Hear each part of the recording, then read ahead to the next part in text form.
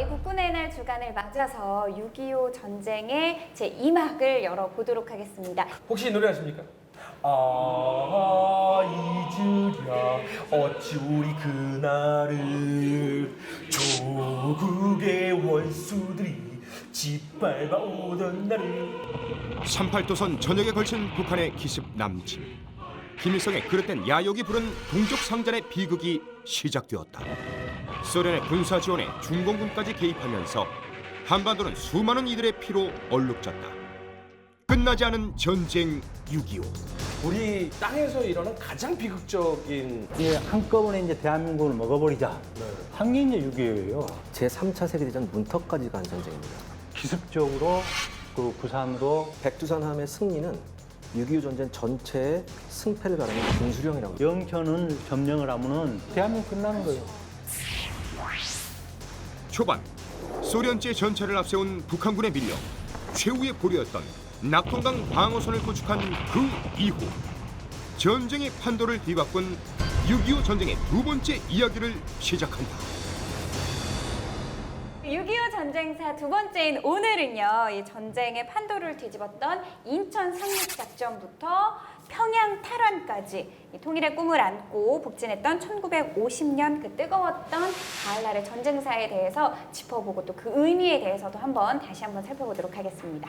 얼마 전에 인천 상륙 작전이 개봉을 했었고 이번 영화를 통해서 다시 한번 좀 화제가 됐었죠. 인천 상륙 작전. 네. 상륙 작전을 왜 해야 했는지, 꼭 해야만 했는지 이것에 대해서 많은 분들이 좀 생각이 있으실 것 같아요. 그렇죠. 이제 인천 상륙작전은 이제 그 메가더의 이제 부상에 의해서 이제 진행이 됐는데 우리가 이제 전쟁이 그 50년 6월 25일 날 일어났잖아요. 북한군이 기습 남침으로 이루어졌는데 4일 만에 이제 그 서울이 떨어졌단 말이에요. 북한군 그 손에. 그런데 그 다음 날 메가더가 참모들의 반대에도 불구하고 우리 나라에 오게 돼요. 그러니까 메가더의 특성은 이제 뭐냐면은 1차 세계대전 때부터 꼭 자기가 전선에 가가지고 이 전쟁을 어떻게 해야 되겠다, 이 전투를 어떻게 해야 되겠다는 것을 거기 가서 그 답을 찾는다고. 그러니까 이제 메가더가 6월 29일 날 이제 한강 방어선을 이제 이렇게 시찰을 했던 것도 내가 가서 정확하게 판단을 해가지고 요 상황을 어떻게 해야 될까 구상하기 위해서 온 거예요. 당시 우리 국군의 사기도 어느 정도인지. 그래서 29일 날 굉장히 위험한 상태였거든요. 왜냐하면 메가더가 온 수원 비행장이 북한군의 공격을 받았거든. 그러니까 메가더 비행기가 상륙하기 직전에 수원에 있던 미군 비행기가 공격을 받아가지고 불타오는 상황에서 착륙을 해요. 그러니까 굉장히 위급한 상황이거든요. 그렇죠. 실제로 와서 딱 그 항명면에 서서 북한군이 점령한 수도 서울을 보니까 아, 이거 안 되겠구나. 이 상황을 해결하기 위해서는 서울을 그 측면에서 공격할 수 있는, 다시 말하면 적의 팽참선을 좀 차단해가지고 측면에서 공격을 해가지고 상륙을 해서 북한군을 두 개로 좀 나눌 필요가 있겠구나. 그래서 이제 인천 상륙작전을 구상을 하게 돼요. 그러니까 그것은 북한군에게는 치명적인 거죠. 굉장히 일찍 작전을 구상을 하신 거네요. 그렇죠. 그걸 이제 그 구상을 이제 해서 자기 참모장이었던 알몬드한테 지시를 한 거죠. 인천에 대한 상륙 작전을 계획을 수립해라. 그렇게 해서 이제 7월 초에 그 계획이 초안이 대략 나와요. 그래서 이제 인천 상륙 작전을 하게 되는데 거기에도 이제 세 번의 시도 끝에 이제 실제로 인천 상륙 작전이 이루어지죠. 처음에는 이제 7월 달에 하려고 했는데 그때는 이제 메가더도 북한군의 전력을 한번 싸우지 않았기 때문에 실제로 정확하게 몰랐던 거죠. 그래서 이제 한 미군 2개 사단 이렇게 투입을 해놓고 그 다음에 1개 사단하고 해병대 1개 연대 정도만 인천으로 하면은 이거 전쟁 쉽게 끝날 수 있겠구나. 이렇게 했는데 북한군이 메가더가 생각했던 것보다 훨씬 강했던 거예요. 빠르게 밀고 내려왔어요. 그 너무 빨리 내려오다 보니까 인천에 투입될 부대를 인천으로 하지를 못하고 포항으로 씁니다. 포항으로. 그게 미일 기병사단이에요. 그러니까 최초에 이제 인천 상륙 작전 그 코드네임 비밀 그 명칭이 블루아치였어요. 그래서 그거에 이제 취소가 되면서 대신 인천 지역으로 할 것을 포항으로 했던 거죠. 네. 그래서 다시 이제 메가드는 거기서 이제 그 포기를 하지 않고 다시 상륙작전을 계속 진행을 이제 시킨 거죠. 네. 그래서 그때는 미 본토에서 이제 병력이 오기로 돼 있으니까 그게 지금 우리나라에 지금 주둔하는 미 2 사단이요, 보병사단, 인디안 헤드 부대. 그 부대가 이제 미 본토에서 이제 오게 됐어요. 그래서 메가드가 다시 한번 그러면은 그 부대를 해서 인천으로 상륙 작전을 하고 이미 들어와 있는 한반도에 들어와 있는 미군 부대는 밑에서 올려치고 이렇게 했는데 낙동강 전선이 너무 위험한 거예요. 그러니까 당시 미 본토에서는 해병 1개 연대하고 보병 2사단을 7월 말에 한반도 낙동강 전선 그대로 투입을 한 거예요. 그러니까 거기서 또 한 번 연기가 된 거죠. 그래서 이제 세 번째가 우리가 잘 알고 있는 9월 15일 인천 상륙작전이고요. 그래서 그때는 미국에서도 그 메가드의 그런 그 개념을 알고 일개 해병 사단을 동원을 시켜줘요. 네. 그런데 이제 그것을 후속할 수 있는 또 이제 부대가 하나 필요한데 메가드는 일본에 주둔하고 있던 마지막 남은 사단, 4개 사단 중에 미 7사단을 이제 그 동원을 시킨 거예요. 그런데 미 7사단은 당시 그 앞서 3개 사단이 동원하는 바람에 한반도로 출동하는 바람에 거기에 병력을 지원했다 보니까 반쪽짜리 사단이 된 거예요, 병력이. 그래서 우리 정부의 무초대사를 통해서 요청을 해가지고 우리 한국 청년들을 미 사단에 좀 이렇게 해서 싸울 수 있게끔 해달라. 거기에 8,600명이 그 미 7사단에 편입이 됩니다. 그게 여러분이 잘 아는 카츠사예요. 주사 부대가 여기서 시작됐죠. 네. 그래서 인천 상륙을 해서 그 부대 일부는 수도 서울에 이제 나중에 하고 일부 부대는 링크합 작전에서 이제 8군하게 이제 연결이 되는데 그때 우리 카츠사는 이미 미군하고 이렇게 연결을 해서 싸웠던 거예요. 그래서 인천 상륙 작전이 들어가서 모루의 역할을 하고 밑에서부터 위로 망치를 올리는 그렇죠. 그러니까 메가드가 이제 어떻게 이야기했냐면은 인천 지역을 우리가 공격을 하는데 그럼 인천으로 상륙하는 미 10군단 상륙부대가 소위 말하면은 우리 대장간에서 이렇게 했을 때 그 받쳐주는 역할, 네. 그거 이제 모루라고 그러는데 그 모루 역할을 하고 그 다음에 낙동강에서 미 8군 이제 치고 올라오잖아요. 네. 그다음 이걸 커다란 해머, 망치. 그래서 북한군을 다음에 떡치듯이 빵 친다는 거예요. 그래서 사이다가. 전세를 단번에 역전시킨다. 이 상륙작전을 준비하는 시간을 벌기 위해서 메가드 장군이 그 왜 낙동강 방어선을 지키고 있는 워커 장군에게 아유 조금만 더 버텨달라 이렇게 요구를 했다면서요. 그럼 워커 장군은 자기 역할을 아주 충실히 수행하죠. 또 하나 8월이 되면은 이제 본격적으로 미 본토에 있었던 병력들이 오기 시작해요. 그다음에 전차도 오고 항공력도 많이 지원이 됐거든요. 이때부터 완벽하게 유엔군의 제공권을 장악하게 되고요. 그다음에 8월에 돼서 북한군의 전차 전력이 아주 급감을 하기 시작해요. 그러니까 북한군의 전차 전력을 사용하는데 미스도 많았었고요. 그다음에 제공권이 유엔군한테 장악이 되니까 북한군 전차들이 남아나질 못하는 거예요. 그렇죠. 하늘에 따라 쏠 수는 없으니까. 그때부터 이제 북한군은 전차를 한 곳에 모아놓지 않고 분산을 시켜요. 그러니까 분산시키니까 더더욱더 어떤 뭐 쓸모가 없게 되죠. 그리고 이때부터 많은 미군 전차들이 보강이 되는데 이 미군 전차하고 북한군 보병하고 싸울 수밖에 없는, 즉 북한군 보병의 입장에서는 대단히 괴로운 전투를 해야 돼요. 혹시 영화 퓨리 아십니까? 퓨리 알죠. 그 퓨리의 똑같은 실사판이 여기서 벌어져요. 제2차 세계대전을 무대로 한 이 영화에서는 단 한 대의 전차로 수백 명의 독일군과 맞서 싸우는 기적 같은 활약이 담겨있다. 1950년 8월 31일 날 퓨리하고 아주 똑같은 상황이 벌어집니다.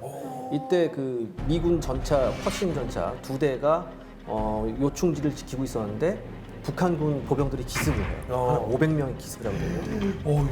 더군다나 전차 한 대는 완전히 고장이 나서 못 쓰게 됩니다. 남은 한 대도 기동불능 상태가 됐는데 퓨리네요. 예, 북한군들이 이때부터 무슨 전법을 쓰냐면 미군 전차에 올라타서 해치를 열고 수류탄을 까는 그렇죠. 이 방법을 써요. 근데 처음에는 약간 미미한 전과가 있었는데 이 다음부터 미군들이 해치를 안 연단 말이에요. 그러니까 북한군이 또 무슨 방법을 썼냐면 포신에 달라붙어서 포구에다 수류탄을 넣는 포구를 통해서 안쪽으로. 이 방법을 쓰는데 나머지 한 대 있던 이 미군 전차가 포신을 높이 들고서 네. 계속해서 기관총도 쏘고 포도 쏘고 포신에 달라붙어 있던 그러니까 북한 팡 쏘면 그 충격으로 그렇죠. 떨어지게 되는. 포신에 달라붙어 북한군을 막 흔들어서 떼내기도 하고 아주 9시간의 사투를 합니다. 끈질기다. 9시간의 사투를 하고 나서 다음날 아침에 미군 증원부대가 도착해 보니 현장에 약 259의 북한군 시체가 널려 있었어요.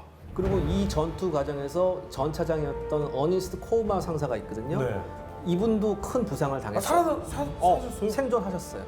그래서 이분이 심지어 미국에 돌아가셔서 의회 최고 명예훈장을 받았어요. 받을만 하시죠? 예. 그때 백악관에 초청도 되고. 저분이세요? 예. 여유가 있어 보이시네. 이 저기 부대 마크 보이시죠? 아까 네. 박사님께서 말씀하신 인디안 헤드. 이 이사단 소속입니다. 입술이 이게 딱 앙다물고 있는 것이 의지가 강해 보이죠. 그렇죠. 메가더 장군이 인천 상륙작전을 처음부터 주구장창 준비를 하셨잖아요. 그렇죠. 근데 많은 반대 세력이 있었다라고 얘기를 들었어요. 쉽게 말하면은 메가더만 빼고 다 반대를 했다고 보면 돼요. 네. 그러니까 미 8군 그 옥구 사령관도 반대를 했고 네. 왜냐하면은 지금 여기 지키는데도 병력이 부족해가지고 쩔쩔매고 있는데 어떻게 또 거기 있는 병력을 해병대를 빼가지고 네. 이렇게 인천 상륙단 투입을 하면 우리가 어떻게 하느냐. 그래서 워커도 반대를 하고, 그럼 워싱턴에서도 그 반대를 하고, 네. 그건 좀 어려운 상황이다. 특히 상륙 작전에 이제 투입되는 이 해군들이 또 반대를 해요. 그러니까 쉽게 말하면은 인천에 이제 상륙을 이제 그 메가드가 했던 목적은 평양으로부터 해가지고 서울을 거쳐서 낙동강에 거치는 소위 말하면 동참선이에요. 네. 그러면은 메가드는 그걸 끊어야만이 네. 낙동강 그 전선에서 그 북한군 병사들이 우리 저 사회자 만약에 그 밥 안 먹고 싸우라면 싸우겠어요? 전 절대 그건 안 됩니다. 한 3일 붕괴놓으면 예, 저는 3시간도 힘듭니다. 그러니까 메가드가 그걸 노린 거예요. 인천이 상륙작전하기엔 너무 안 좋은 지역이었죠. 그러니까 우리가 예전에 2차 대전 때 네. 그 노르만디 상륙작전 우리가 봤지 네네네. 않습니까? 노르만디도 조수간만의 차이가 커서 네. 대단히 위험했는데 이건 노르만디 해안하고는 차원이 다른 조수간만의 그렇죠. 차이였거든요. 여기서 도대체 어떻게 상륙작전을 하느냐 이건 네. 불가능하다. 차라리 군산으로 가자라고 했는데 메가더는 줄기차게 얘기를 하죠. 군산은 전략적 가치가 없다. 허리가 아니다. 예, 박사님께서 말씀하셨듯이 이른바 북한군의 서해안 보급 라인을 완전히 끊기 위해서는 인천이 가장 최적의 장소다. 그렇죠. 그 미군에서 또 계산을 해봤어요. 그러니까 5,000분의 1 정도로 성공 확률이다. 해군에서 이렇게 그 판단을 해보니까 다시 말하면은 상륙작전을 했을 때 이런 요소가 있으면 안 된다. 상륙작전의 불합리한 요소를 생각난 대로 다 적어봤어요. 그러니까 이렇게 나와요. 네. 그런데 그게 다 인천하고 해당된다. 아이쿠야. 그러니까 인천은 상륙을 그 안 해야 될 조건들을 다 갖추고 있는 게 네. 인천의 지형적, 지리적 조건이라는 거예요. 그래서 이제 그 메가더만 빼고 나머지가 다 반대를 했던 게 그런 이유였어요. 예, 그럼 그 대안으로 이제 뭐 군산도 했고 주문진도 이렇게 했는데 앞서 이제 그 우리 이세영 기자님 이제 말씀하신 것처럼 그것은 낙동강 전선에 조금 기여는 될 망정 북한군을 아예시킬 수 있는 전략적인 목표는 아니라는 거예요. 그래서 이제 메가더가 그것을 이제 고집을 했고 그 상륙작전 D-Day를 9월 15일로 정한 특별한 이유가 있었을까? 있죠. 가장 큰 이유는 여러 가지가 있습니다만은 첫째는 인천의 조수간만한 차가 한 11m가 돼요. 예, 그러니까 만조시에만 거기를 할 수가 있는데 그 만조시에도 한 2, 3일 정도밖에 여유가 없는 거예요. 그러니까 그게 이제 9월달, 10월달, 11월달에 한 번씩 있는데 굳이 메가더가 9월 15일로 했던 것은 우리 대한민국 정부와 우리 대한민국을 배려한 게 있어요, 하나. 우리 여러분들이 모르는 게 당시 그 6.25가 일어날 때 추석이 9월 26일이에요. 바로 얼마 후면 추석이었네요. 네. 그래서 메가더는 원래 서울을 9월 25일 날 탈환하라고 그랬어요. 알몬드 미 식군단장한테. 네. 네. 그러면은 9월 25일은 무슨 날이냐 하면은 6.25가 일어나서 우리가 3개월 만에 다시 빼앗겼던 서울을 되찾는 그런 의미가 있고 하나는 25일 날 수도 서울을 빼앗으면은 국민들이 얼마나 마음이 포근하겠어요. 추석을. 의미가 네, 있죠. 맞아요. 그다음에 거기에 이제 더 큰 것은 북한이 서울을 빼앗고 7월, 8월 하면서 어떻게 해서 경기도 다 뺏었죠. 충청도, 그다음에 저 전라, 남북도, 경상도 일부 근데 거기는 우리 한반도에 뭡니까? 곡창지대네요. 곡창지대예요. 그럼 그때는 우리가 추석을 전후해서 곡식이고요. 그렇죠. 그런데 당시 우리 미국과 유엔군은 우리 그 유엔군의 저 병력 물자뿐만 아니고 우리 국민들이 다 피난 왔잖아요. 네.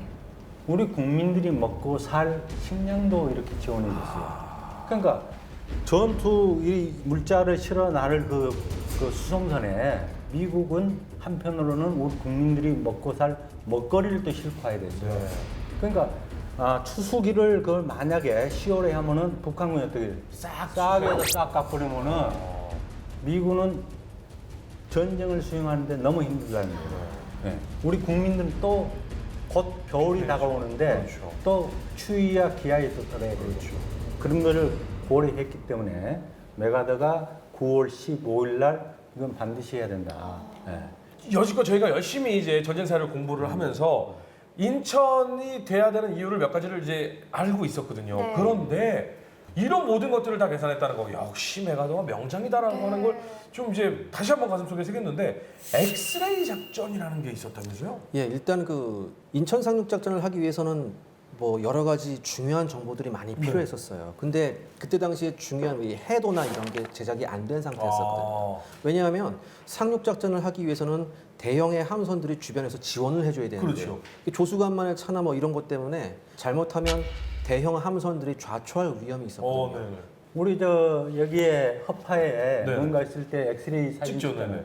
그러면 우리가 보이지 않는 곳을 엑스레이를 통해서 안단 말이에요. 네. 마치 그 엑스레이를 인천 지역에 찍듯이 우리가 저 상륙작전란 메가더 입장에서 자 적이 어디에 있는지 적이 만약에 그 우리가 상상 이상의 어떤 그 활약을 가지고 병력이 배치했다면은 상륙 못하는 그렇죠. 거죠. 그러니까 적에 대해서도 우리가 엑스레이 저 찍듯이 판독을 좀 해야 될 필요가 있고 그다음에 지형적으로도 좀 알고 가야만이 그걸 피해서 상륙 작전을 제대로 할 수 있겠다. 그래서 명칭이 엑스레이예요. 그러면 엑스레이 누가 찍었나요? 이게 우리 허준식에서 좋아하시는 손원일 제독사 난 정말 우리 손재동님은 나 평생의 멘토야. 17명의 네. 특수부대를 조직해서 네. 엑스레이 그 작전에 투입해서 성공을 해요. 당시 이제 그 인천 지역은 이제 북한군이 점령지이기 때문에 그래서 이제 적이 그 포대에 이렇게 이제 배치된 상황을 알려면은 학생으로 가장도 하고 또 민간 복장으로 이제 가장을 해가지고 이렇게 이제 지나가는 행인처럼 해가지고 여기 북한군이 몇 명, 여기 대포가 있다 없다. 요걸 해서 그쪽을 알려준 거예요. 그래서 메가더 이제 사령부에서는 그걸 잘 알고 소위 말 손자병법 그런 말 있잖아요. 지피지기. 적을 알고 나를 알면은 뭡니까? 백전불태다. 불태. 예. 여기서 또 백전백승 아닙니다. 백전불태. 전쟁사 100번 싸워도 배우는데요. 위험하지 않다는 거예요. 그럼요. 또한 이제 켈로 부대라고 있었거든요. 네. 지금 저분들이 그러면 첫번부대 네, 그렇죠. 근데 나이가 어리네요. 그러게요. 중요한 임무를 맡죠. 그 등대를 키는 임무가 있었어요. 인천 상륙작전에 나오잖아요. 예. 그래서 이게 정말 이게 이 작전이 뭐 단순히 등대를 키는 작전이라고 생각하는데 우리가 사실상 거의 살아나오기 힘든 작전이었어요. 아. 한번 들어가서 그렇게 되면 바로 발각이 되거든요. 그렇죠. 등대에다가 집중 포화를 한 그렇죠. 근데 끝내는 성공시키고 성공시킨 다음에 발각이 되는데 그 발각이 된 이후에도 북한군하고 아주 치열한 교전을 합니다. 등대를 못 끄게. 예, 그 다음에 마지막 한 명까지도 최후의 임무를 달성하기 위해서 장렬하게 싸우죠. 인천 상륙 작전을 가능케 하기 위해 목숨을 걸고 팔미도 등대를 밝혔던 켈로 부대원들은 정식 군번도 받지 못한 무명 용사들이었고 인천으로 가는 길을 열기 위해 민간인까지 나섰던 해군 첩보부대 역시 엑스레이 작전을 성공적으로 완수한다. 그러나 영흥도를 빠져나오는 철수 준비 중에 북한군에게 기습 공격을 당하며 혈전을 펼친다. 인천 상륙 작전의 기밀을 지키기 위해 끝내 자결을 선택한 용사들까지 우리가 결코 잊어서는 안 될 인천 상륙 작전의 숨은 영웅들이었다. 무비고에 오신 걸 환영합니다. 세계 작전 인천 상륙 작전에서는 우리 해군의 첫 번째 전함인 백두산함을 포함해서 총 261척의 함정이 동원됐습니다. 인천 상륙 작전에 투입된 유엔군 무기를 살펴보겠습니다. 먼저 군함입니다. 사령선 마운트 맥키니호죠. 12,000톤급의 상선을 개조한 상륙 지휘함입니다. 메가더 사령관이 이 배에 탑승해서 직접 상륙 작전을 지휘했었죠. 작전 지휘를 위한 통신 시설이 내부에 가득했었습니다. 여기에 1문의 5인치 함포와 8문의 40mm 기관포를 탑재하고 있었죠. 6.25 전쟁 후에 미국의 수중 원자탄 실험에 기함으로 사용되기도 했습니다. 다음은 LSMR입니다. 상륙 시 근거리 화력 지원을 위한 함정이죠. 40mm 기관포 2문, 20mm 기관포 2문, 그리고 10발의 5인치 로켓, 그리고 4문의 4.2인치 박격포를 탑재하고 있었습니다. 해안 근처에서 직접 상륙 병력을 엄호하고 화력 지원을 할 수 있었죠. 인천 상륙작전에서 대활약을 했고요. 일부는 베트남 전기까지 쓰였습니다. 자, 이번은 LST입니다. 영국에서 최초 개발돼 미군이 개량해서 채택한 대형 상륙함이죠. 항만 시설이 없는 해안까지 접근해서 전차나 차량 등을 양육했습니다. 최대 4톤 가까이 화물을 적재할 수 있어서 미 해병대의 상륙작전 능력이 크게 향상되었습니다. 인천 상륙작전에서는 레드비치에 8척의 LST가 물자를 가득 실은 채 돌진해서 상륙 후에는 그대로 창고 대형으로 사용되었습니다. 자, 다음엔 LSD입니다. 당시로서는 최대의 양육함이었죠. 먼 바다 항해 성능이 없는 소형 선박을 상륙 지점 근처까지 수송하는 함정이었습니다. 만재 배수량 4,000톤급의 함정으로 LCT 3척을 수용할 수 있었고 5인치 함포, 40mm 기관포 등 다수의 무기도 탑재했었습니다. 자, 이번엔 LCVP입니다. 2차 대전 때부터 활약한 상륙 주정입니다. 병력을 배에서 해안으로 상륙시키는 역할을 했는데요. 36명의 병력을 수송할 수 있었습니다. 시속 22km를 운항하며 병력 외 4명의 승무원이 더 필요했습니다. 자, 이번엔 LVT-3입니다. 인천 상륙작전에서는 상륙용 장갑차 LVT-3도 쓰였습니다. 2차 대전 당시 타라와 상륙작전에서 쓰인 상륙용 장갑차를 개량한 것입니다. 12.7mm 중기관총과 7.62mm 기관총으로 무장하고 있고요. 30명의 완전 무장 병력을 수송할 수 있었습니다. 경우에 따라서는 지프 차량도 운반이 가능했고요. 서울 탈환 작전 당시 미 해병대 제5연대가 LVT-3를 타고 행주 부근에서 한강을 도하기도 했었습니다. 파도가 심하지 않은 내륙의 하천에서는 꽤 빠른 기동성을 보여주기도 했었습니다. 자, 이번엔 AD4 스카이레이더 공격기입니다. 6.25 전쟁에서 대활약한 미 해군 및 해병대의 지상 공격기이죠. 2차 대전에 투입하기 위해 제작되었으나 그 등장 시기가 너무 늦어서 6.25 전쟁에 투입됐었습니다. 두터운 장갑과 경쾌한 기동성, 그리고 무려 3톤에 가까운 폭장량으로 인천 상륙작전에서 지상 공격기로 대활약했습니다. 개량형인 A1은 월남전에서도 큰 활약을 했으며 1980년대 초까지 미 공군 및 해군에서 사용될 정도로 우수한 공격기였습니다. 자, 이렇게 함정, 수륙 양용 차량, 그리고 지상 공격기로 무장한 유엔군은 드디어 인천 상륙작전을 개시하는데요. 긴박했던 1950년 9월 15일의 전황은 전사 분석실에서 이어가겠습니다. 모두가 실패할 거라고 장담했던 인천 상륙작전은 하루 만에 성공을 거듭합니다. 이때 유엔군에게 중요한 것이 해두보 확보라고 하는데 사실 교두보는 좀 들어봤지만 네. 해두보라는 말이 조금 낯선 것 같아요. 사실 해두보가 정말 중요합니다. 해두보가 상륙작전의 기본이거든요.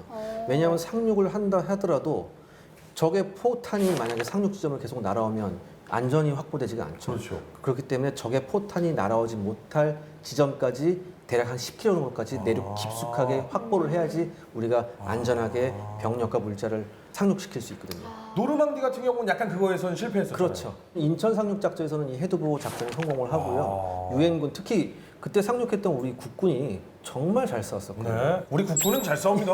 세계 최강입니다. 그래서 우리 국군이 하나하나 소탕을 하면서 해두보를 성공적으로 확보하게 됩니다. 네.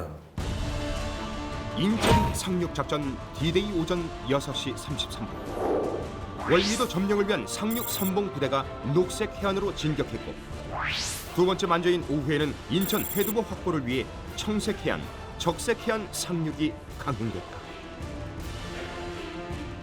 지상 공격기의 포격과 함포 사격 속에 월미도에 상륙한 선봉 부대는 약 2시간 만에 고지를 점령했고 상륙 작전은 순조롭게 2단계 해두보 확보를 위한 상륙 개시로 이어진다. 메가더 총사령관은 사령선 항구에서 직접 3기의 상륙 작전을 지휘하며 자신의 눈으로 지켜본다. 북한군의 방어선을 뚫고 이틀 만에 해두보 확보에 성공한 가운데 인천 시가지 소탕 작전은 우리 국군의 몫이었다. 북한군 잔당을 소탕하며 상륙 작전을 성공리에 마친 9월 18일 수도 서울을 탈환하기 위한 진격이 시작된다. 생각하고 싶지는 않습니다. 네. 그런데 5,000분의 1이라는 말도 안 되는 이 확률이라고들 얘기를 했었는데 만약에 실패했을 때의 패도 메가더 장군은 고려를 하고 있었나요? 그렇죠. 거기에 대한 이제 대비를 메가더는 했어요. 네, 분명히 이제 했고, 그러니까 방금 이제 5,000분의 1의 확률은 네. 쉽게 말하면 그 바늘기 있잖아요. 거기에 낙타가 끼어가는 확률이라고 그래요. 아하. 그 끼어갈 수 있겠어요, 낙타가? 둘 중에 하나는 낙타를 바늘귀보다 작게 만들거나 바늘귀를 귀를 낙타보다 크게 낙타보다 크게 만들거나. 만들고. 그러니까 불가능한 거예요. 그렇죠, 불가능하죠. 메가더도 이제 사람이기 때문에 확신을 할 수 없잖아요. 예, 5,000분의 1의 확률이라는 그렇죠. 그것 때문에. 그래서 메가더는 이제 대비를 해요. 그 대비책이 뭐냐면은 메가더가 나가 현장에 직접 가가지고 지휘를 하겠다. 그래서 메가더는 9월 12일 날 이미 그 일본에서 배를 타고 9월 14일 날 인천 앞바다에 도착을 해요. 9월 12일부터 상륙작전은 9월 15일이지만은 네. 12일부터 메가더의 인천 상륙작전이 시작이 된 거예요. 그래서 직접 와서 내가 보고 만약에 그 지휘관들이 말하는 그 대재앙의 상황, 북한군이 강력하다든지 그다음에 해상에서의 어떤 예측하지 못했던 그런 상황에서 상륙부대가 막대한 피해를 입을 상황이 오면은 내가 거기에서 현지에서 철수 상황을 보고 그렇게 됐을 경우에는 잃어버린 것은 나의 명예. 예, 자기가 53년 동안에 이제껏 군인 생활에서 쌓았던 그 명예만 잃게 된다. 그러면서 상륙부대는 그 피해 없이 다 이렇게 할 수가 있다. 그래서 직접 가서 지휘를 한 거죠. 굉장해요. 직접 지휘. 예. 메가더 장군이 마운트 맥킨이라는 그 상선을 개조한 그 지휘함이에요. 네. 그 지휘함을 작전 당일날 정말 인천 앞에 가까이 상륙부대 바로 뒤에서 쌍안경으로 하나하나 보면서 그걸 지휘를 해요. 특히 거기서 이제 월미도에 미 해병대가 들어가서 월미도를 점령하는 그 장면을 쌍안경으로 직접 보고 그때 유명한 말을 남기죠. 나는 지금까지 우리 미 해병대가 했던 작전 중 이렇게 훌륭한 작전을 보지 못했다. 근데 그 자랑스러운 부대 중에 제가 뭐 이름을 붙이자면 아빠가 간다. 사실 2차 대전에서 이미 전쟁을 겪었던 베테랑 예비군을 소집을 했다면서요. 그럼 아빠들이요? 그렇죠. 이거 상륙을 해야 되겠다. 그러면 해병대가 필요해요.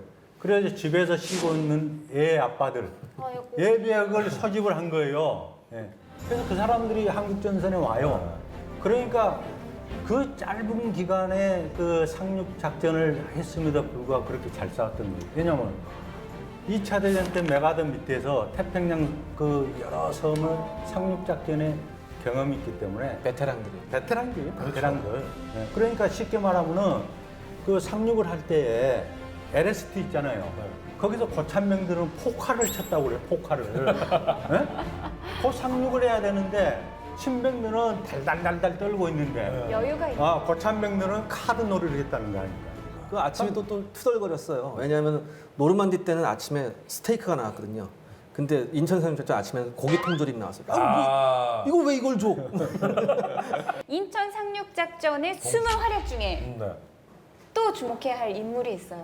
가만히 있어봐요. 오늘 여러 지금 번 저 사진 손재동님 사진인데요. 맞습니다. 바로 우리나라 해군의 아버지 손원일 제도.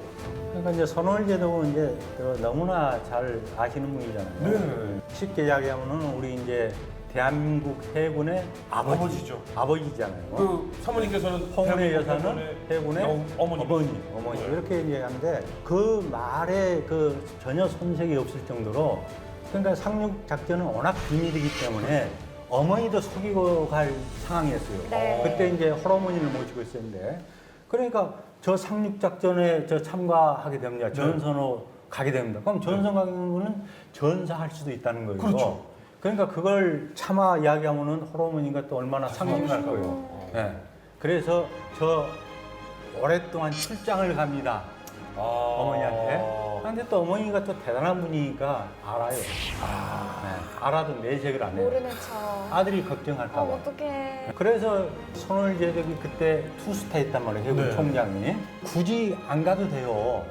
네. 그렇죠. 상주에 직접 들어가실 필요 네, 없죠. 해병대 사령관이 거기에 같이 가기 때문에 해군 총장 굳이 안 가도 되는데 그래도 우리 국군의 장성이 좀 가면은 미군하고 협조할 때에 좀 더 한미 간에 원활하고 그다음에 우리 그 해병대가 상륙을 하는 데 있어 가지고 내가 좀 여러모로 도움이 될 것이다.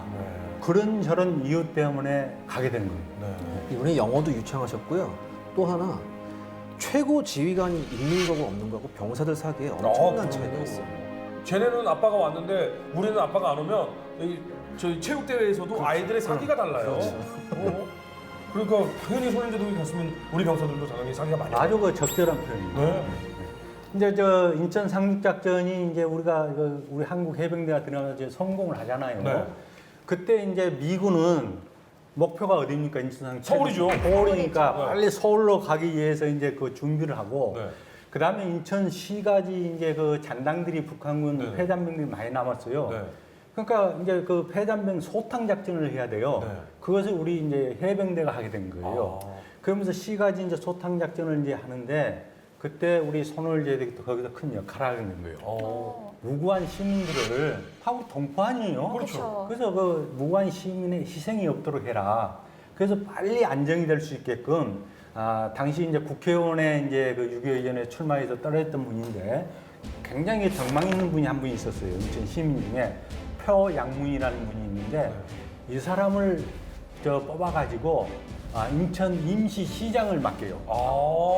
그래서 당신이 힘들더라도 인천 시민들의 구호도 좀 해주고 좀 안정을 시키고 우리 해병대는 북한군 폐장병 소탕하고 그래서 거기서도 민간군이 이렇게 합쳐가지고 빨리 전선 정리를 한 거예요. 그 중심에 있었던 분이 이제 우리 손월제독이에요. 저 자꾸 닭살도. 우리 손원제독님 어떻게 하면 좋죠? 정말 자랑스럽습니다, 우리 손원제독님.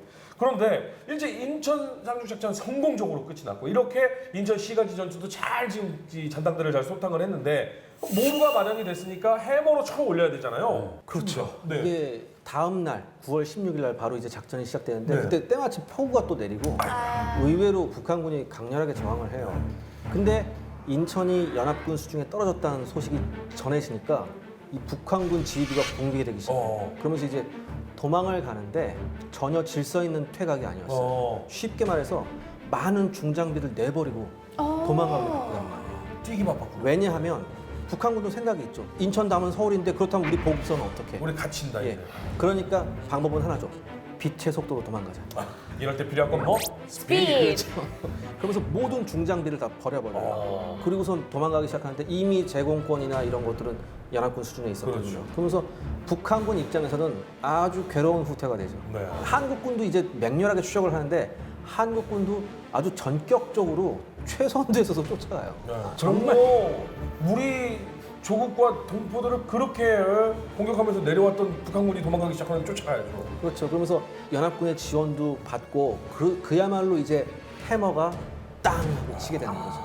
아이 정말 뭐랄까요? 이 잘 맞아떨어지는 톱니바퀴처럼 어떻게 메가더 사령관이 생각했던 그 구상 그대로 이렇게 흘러가는지. 근데 사실 최종 목표는 결국 서울 탈환이잖아요. 그렇죠. 그러니까 이제 인천 상륙 작전에 이제 성공을 하잖아요. 그래서 이제 9월 이제 그 18일 날 김포 공항을 이제 탈환하고 거기서 북한군이 저항을 굉장히 해요. 한 500명이 거기 있었는데 우리가 빼앗으니까 다시 역습을 하고 막 여러 가지고 결국은 이제 그걸 개퇴하고 이제 빼앗고 그러고 1해병연대는 영등포를 이제 점령을 하고 그게 9월 22일이에요. 그래서 결국은 이제 그 부대는 24일 날 한강을 도하해서 서울 쪽으로 이제 진격을 하게 됩니다.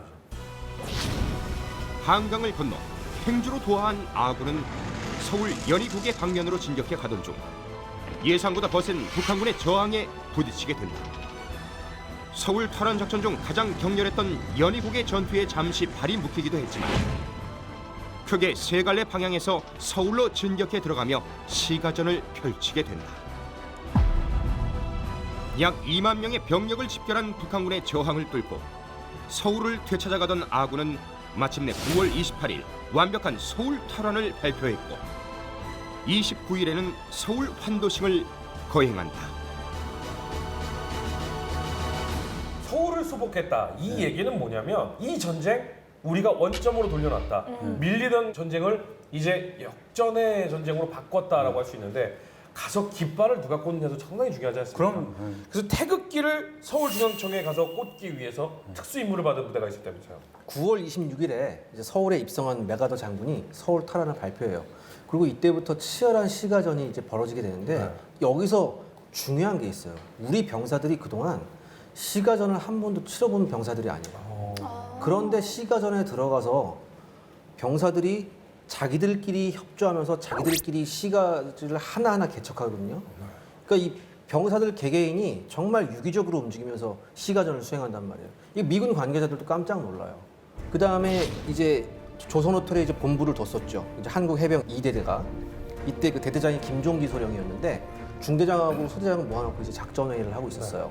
근데 이때 이제 박성환이라는 종군 기자가 이런 말을 합니다. 중앙청은 미 해병대 제5연대 목표지만 우리 동포의 손으로 태극기를 올려야 된다는 이승만 대통령의 분부가 있었다. 이런 얘기를 해요. 이 말을 듣고 있었던 그 소대장들 중에 하나는 박종모 소위라고 있었거든요. 이분이 이제 내가 꽂아야 되겠다. 그래서 자원을 하죠. 그리고 대대장한테 바로 얘기를 한 다음에 호텔 직원을 통해서 태극기를 구해요. 그리고 이 태극기를 그야말로 몸에 두르고 부하들 데리고 중앙청으로 진격을 합니다. 중앙청으로 접근하는 과정이 쉬운 게 아니었어요. 곳곳에 북한군의 산발적인 저항이 있었거든요. 이거를 전투를 치르면서 하나하나 격파하면서 가요. 그리고 시가전이 위험한 게 스나이퍼들이 또 있을 수 있죠. 우리가 스탈린그라드에서 배웠죠. 네네네. 그 시가전이라는 것은 피를 빨아먹는 진공 펌프죠. 네. 이거를 하나하나 격파하면서 간다는 것 자체가 불가능한 일이거든요. 근데 이걸 가고 또 하나 중앙청 내부에도 북한군 잔당들이 많았어요. 이걸 전부 다 또 소탕을 해버려요. 소탕을 하고 이제 저 돔 있죠? 저 돔 위에 이제 태극기를 걸어야 되는데 이때 데리고 갔던 병사들 중에서 최국방이라는 그 수병 견습 야 수병 이름도 국방이야. 야 이름도 국방이에요. 소대장은 박정모. 정모를 반드시 써야 돼요.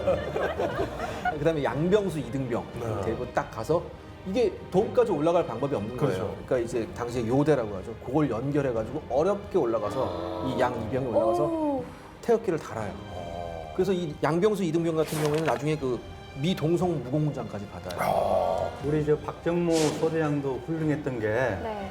자기가 훈장을 받아야 되는데 부하한테 양보한 거예요. 그렇죠. 사실 쉽지 않아요 그런 거는. 미 의회 훈장을 받았다는 건 차원이 다른 훈장이거든요. 근데 제가 여기서 아쉬운 게 하나 있어요. 아까 그 종군 기자 한 분이 있었죠. 네. 네. 이따 같이 따라갔었어요. 사진 찍었어야지. 만약에 여기서 그분이 가서 사진 찍었으면 이거 바로 필을 쳐요. 그러니까 이거는 지금 그 이후에 다시 이제 찍은 사진. 그렇죠. 이게 국기계양대에다가 계양을 하는 모습이고 저 도움 위에다가 올리셨다는 그렇죠. 거잖아요. 저것은 나중에 이제 전쟁이 끝난 다음에 대면 제가 두고두고 아쉬운 게 이거 그 사진이 그 있었어야 사진이 되는데. 있었으면 아군의 진격을 가로막은 건 38선이었다. 하지만 메가더 총사령관은 38선을 넘어 북한군을 완전히 격퇴해야 전쟁이 끝난다고 여겼다. 10월 7일 유엔 안보리의 결의안이 가결되면서 비로소 북진이 가능해졌다. 그러나 이보다 앞선 10월 1일 우리 국군은 이미 단독으로 38선을 돌파해 북으로 향하고 있었다. 유엔군에 물론 당연히 지원이 있었지만 우리 육군 3사단이 38도선을 넘어 북진을 한 것이 10월 1일이고 그렇죠. 이날을 기념해서 국군의 날이 10월 1일이 된 거 아니겠습니까? 네. 총 북진을 하게 되잖아요. 총 공세를 펼쳐가지고. 그래서 동해안에서 당시 이제 그 포항 지역에서 왔던 3사단이 동해안 지금 이제 7번 국도죠. 네. 그쪽을 해가지고 제일 먼저 38도선 양양에 이제 도달을 한 거예요. 그러다 보니까 이제 국방부에서는 10월 1일을 국군날로 정하게 된 거예요.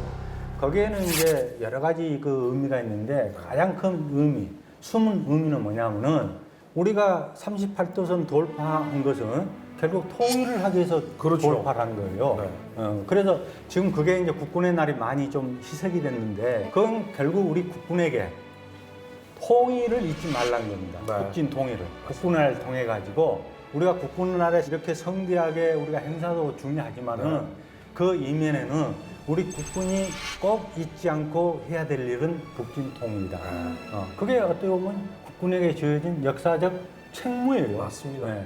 그래서 그때 그쪽 방향으로 해서 동해에서 양양 쪽으로 올라가고 38선을 보면 양양 쪽으로 쭉 올라가 있잖아요. 네. 우리 맞아요, 국군이 맞아요. 갔기 때문에. 네. 그때 우리 국군이 아니었으면 양양 송이, 왜?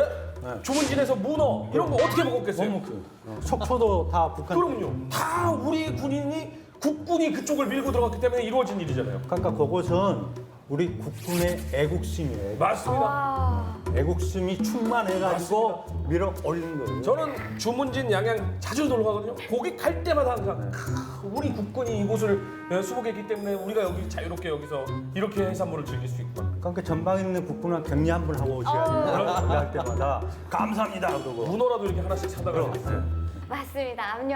국군장병 오빠들 끝까지 힘내서. 저 동생들인 걸로 알고 있어요. 아니요. 그 모르시죠? 나보다 훌륭하고 멋진 사람은 다 오빠예요. 아, 네. 네. 끝까지 힘내서 열심히 하시고요. 너무너무 감사합니다. 마지막까지 힘내시길 바랄게요.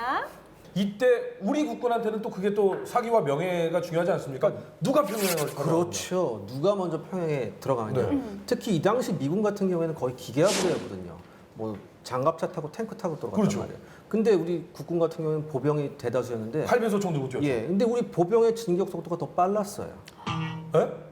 정말요. 아, 장갑차보다 우리 보병이 예. 더 빨리. 그러니까 이게 아직도 미스테리예요. 또 하나 뭐냐면은 미군의 포병 화력 지원을 받아서 이제 공병, 포병, 뭐 항공력까지 이제 우리가 이제 지원을 받을 수 있잖아요. 네. 이때부터는 거의 뭐 예전에 독일군 전격전식으로 싸워요. 국군이. 그러니까 바바바바바 예. 뻥뻥뻥 예. 바바바바바. 그렇죠. 그러면서 끝내 한 발 먼저 우리 국군이 평양 시내에 입성합니다. 아, 자랑스러워요. 평양 탈환을 두고 미군과 경쟁 아닌 경쟁을 하던 국군은 통일의 꿈을 안고 거침없이 진격해 나갔고 그 결과 국군 제1사단이 가장 먼저 평양에 입성하게 된다. 이후 속속 도착하는 유엔군과 함께 국군은 패주하는 북한군을 소탕하는 시가전을 전개하며 평양을 탈환한다. 평양 시민들은 유엔군과 국군을 두 팔 벌려 환영했고 적의 수도 평양은 태극기로 뒤덮이게 된다. 평양까지 들어갔다. 이거는 정말 의미가 큰 것이 이제 북한의 수도였잖아요. 그렇죠. 그런데 그럼 수도를 지키고 있어야 할 제가 어렸을 때 당시에 배웠던 붉은 괴수 어디 갔나요? LTE 속도로 도망갑니다. 아, 도망갔어요. 아까 말씀하셨잖아요. 지금 중요한 건 뭐? 스피드. 도망 하나는 정말 빨라요. 이렇게 빠를 수가 없거든요. 일단은 강계로 피신됐다가 나중에 이제 고산진이라는 데로 옮겨요. 고산진. 근데 이 고산진이라는 곳이 이 압록강에 만한 이제 중국 국경지대예요. 아, 지금 저 흐르는 강이 압록강이고 그렇죠. 그 위쪽은 그러면 중국 땅인 그렇죠. 거예요? 그러니까 만약에 연합군 폭격기가 여기 들어가서 폭격을 하려면 중국 영공을 침범할 그렇죠. 수밖에 없어요. 그리고 여기가 요 일대가 나중에 뭐가 되냐면 그 유명한 미그 엘리가 돼요. 그러니까 소련군 조종사들이 미그기를 타고 여기서 출격을 한다. 여기 이 일대에서 나중에 그 소련군의 미그기와 연합군의 세이버 전투기, 제트 전투기 간에 아주 치열한 공방전이 벌어지죠. 저때 통일이 사실은 우리 많은 국민들이 그런 얘기 하잖아요. 저때 저기서 딱 통일하고 끝냈어야 되는데. 그러니까요. 네. 부분이 참 아쉬운데요. 오늘 인천 상륙 작전부터 평양 탈환까지 이 6.25 전쟁사에서 혹시 우리가 놓쳤을 만한 메시지 좀 있다면 뭐가 있을까요? 굉장히 우리가 그 위험한 상황에서 낙동강을 극복하고 그 다음에 인천 상륙 작전을 통해 가지고 우리가 결국 통일의 그 문턱까지 갔는데 중공군의 이제 그 개입을 해 가지고 그게 이제 좌절되면서 네. 결국은 이제 정전협 정책을 내서 전쟁이 이제 끝나는데 그럼에도 불구하고 우리가 그 얻을 수 있었던 것은 미국과 상호 방위 조약을 통해 가지고 한미 동맹을 맺었다는 거예요. 그래서 그게 결국은 오늘날 우리 대한민국이 번영할 수 있는 경제적으로 번영할 수 있는 기틀을 이제 마련했다는 점이죠. 우리나라 전쟁사라서 더 약간 좀 그럼요. 이게 감정이입이 더 많이 되는 것 같은데 기자님께서는 뭐 좀 당부하고 싶은 말씀 있을까요? 사실 아까 말씀하신 게 저도 공감이 가는 게 그때 통일을 했었어야 되는데 얼마나 좋았을까 이런 아쉬움이 있고요. 또 하나 최근 들어서 북한이 미사일 쏘고 핵실험하고 네. 이런 거 어찌 보면은 역사가 또 한 번 최악의 상태로 반복될 수도 있단 말이죠. 우리가 이런 거 철저하게 대비해야 되고 우리가 철저하게 준비해야 되고 우리의 마음 자세도 좀 달라져야 되지 않을까 저는 그렇게 생각합니다.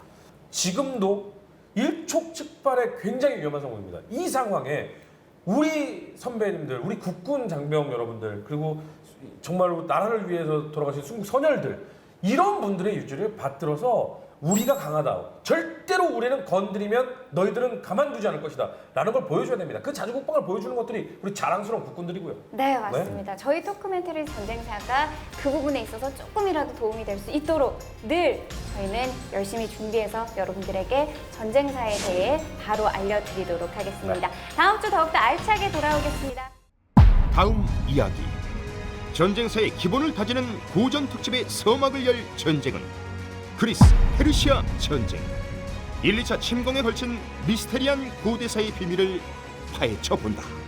이때 당시가 지금으로부터 약 2,500년 전. 페르시아는 거대한 면이에요. 그에 반해서 그리스는 느슨한 점들이 연결된 그런 아주 허술한 집합체였거든요. 네. 한 7살짜리가 허준씨한테 와서 까불지 마 이런 거 영네.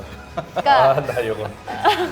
상식적으로 보면 도저히 그리스가 이길 수가 없는 없죠. 없죠, 상황인데 없죠. 뭐 민주주의의 승리, 자유의 승리 막 이렇게 했는데 죄송한 얘기지만 이거 좀 뻥이다. 아테네 민주주의는 그런 민주주의가 아니라 우리 중에 누가 제일 잘났니? 걔를 내쫓아내는 게 아테네 민주주의예요. 까불지 마라. 그렇지. 우리 스파르타다. 등장합니까 이제? 레오니다스가 300명을 이끌고 나오게 됩니다. 붉은 박. 지나가는 나그네여 가서 스파르타에게 전해주어. 우리는 명령을 이행하고 여기 누워있노라. 또 타오르고 있어요.